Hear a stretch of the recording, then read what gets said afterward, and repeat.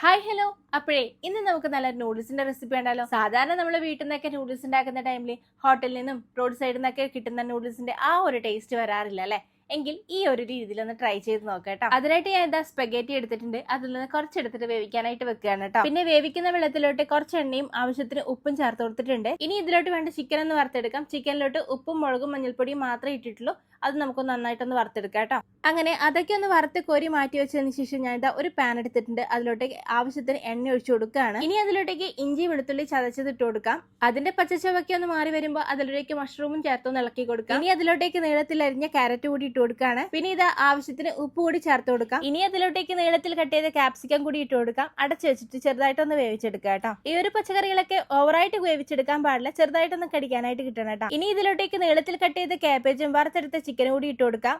അതൊക്കെ ഒന്ന് മിക്സ് ചെയ്തതിന് ശേഷം ഇതിലോട്ടേക്ക് സോയാ സോസും ടൊമാറ്റോ സോസും ചേർത്ത് കൊടുക്കുകയാണ്. നിങ്ങളുടെ കയ്യിൽ ചില്ലി സോസ് ഉണ്ടെങ്കിൽ അത് കൂടി ചേർത്ത് കൊടുക്കാം കേട്ടോ. ഇനി ഇതിലോട്ടേക്ക് എരിവിന് ആവശ്യത്തിന് കുരുമുളക് കൂടി ചേർത്ത് കൊടുക്കാം. പിന്നെ ഇത് സ്പ്രിംഗ് ഒനിയന്റെ വൈറ്റ് പാർട്ട് മാത്രം കട്ട് ചെയ്തിട്ട് അതുകൂടി ഇട്ട് കൊടുക്കുന്നുണ്ട്.